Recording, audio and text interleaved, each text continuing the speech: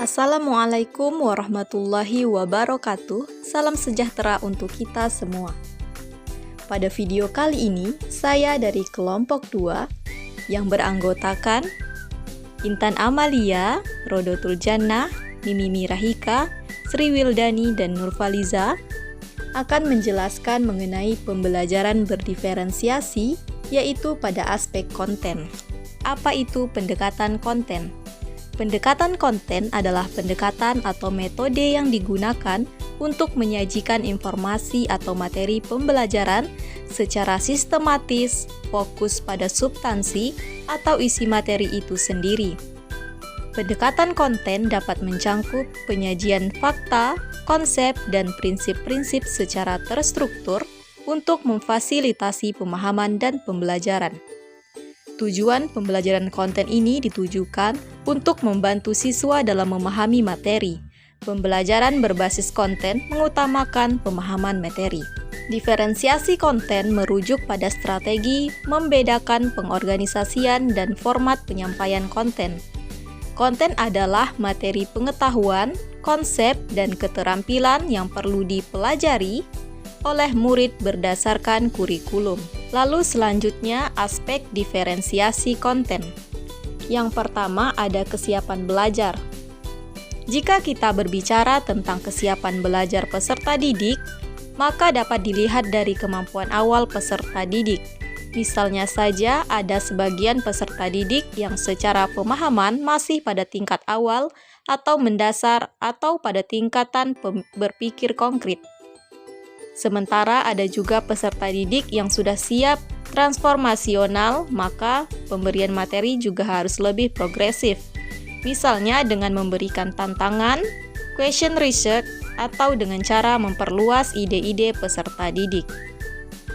Lalu aspek yang kedua yaitu minat belajar. Berdasarkan minat peserta didik, contoh peserta didik belajar teks narasi. Guru menyediakan tentang topik yang disukai oleh peserta didik. Lalu aspek yang ketiga yaitu diferensiasi konten profil belajar. Jika dilihat dari aspek profil belajar peserta didik, guru akan memastikan peserta didik belajar sesuai dengan modalitas belajarnya. Belajar dengan modalitas visual diberikan dalam bentuk gambar. Peserta didik dengan modalitas belajar auditori dapat diberikan materi dalam bentuk audio, dan modalitas belajar kinestetik dapat menggunakan pekerjaan yang sesuai dengan materi pembelajaran. Lalu kita memasuki ilustrasi masalah. Contohnya ialah, misalnya guru X memberikan murid yang memiliki kemampuan membaca yang lebih tinggi tugas untuk membuat 2 buah laporan buku, sementara murid yang kemampuannya lebih rendah hanya 1 laporan saja. Atau seorang murid yang kesulitan dalam pelajaran matematika hanya diharuskan menyelesaikan tugas hitungan atau operasi bilangan, sementara murid yang lebih tinggi kemampuan diminta menyelesaikan tugas hitungan ditambah soal-soal cerita. Dari contoh kasus tersebut dapat kita lihat bahwa sering terjadi salah asumsi bahwa mendiferensiasi pembelajaran berarti memberi beberapa murid lebih banyak pekerjaan untuk dilakukan, dan yang lainnya lebih sedikit. Jadi dapat disimpulkan bahwa pembelajaran berdiferensiasi bukan bersifat kuantitatif, melainkan kualitatif. Selanjutnya, tips pembelajaran pendekatan konten. Yang pertama yaitu kontekstual, yakni konten yang menghubungkan materi pembelajaran dengan konteks kehidupan nyata yang dialami siswa. Konten harus berdasarkan kebutuhan siswa. Informasi yang beragam juga langsung ditujukan pada konteks pembelajaran yang sesuai. Ketika membuat konten, pastikan siswa akan dapat memahami apa yang mereka ingin ketahui dan apa yang harus diketahui. Tips yang kedua, tidak to the point. Sering mendesain pembelajaran konten terlalu terburu-buru untuk langsung ke intinya, yakni menemukan jawaban yang benar. Alangkah lebih baik siswa digiring mengenai informasi terlebih dahulu. Tips yang ketiga, tidak melupakan tema materi.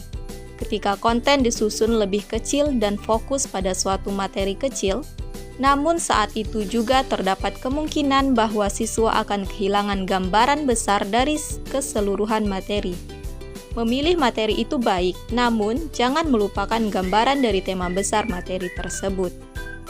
Yang keempat yaitu kolaborasi. Merancang pembelajaran pada pendekatan konten yang meningkatkan kolaborasi siswa. Tips yang kelima yaitu apersepsi. Apersepsi yang merupakan kegiatan yang dilakukan saat akan memulai kegiatan pembelajaran.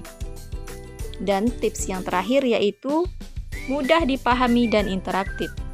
Berikan ruang bagi siswa untuk eksplorasi.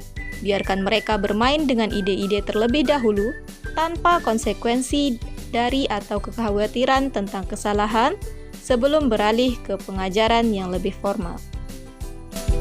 Baik, sampai di sini saja penjelasan saya. Lebih dan kurang saya mohon maaf. Wassalamualaikum warahmatullahi wabarakatuh.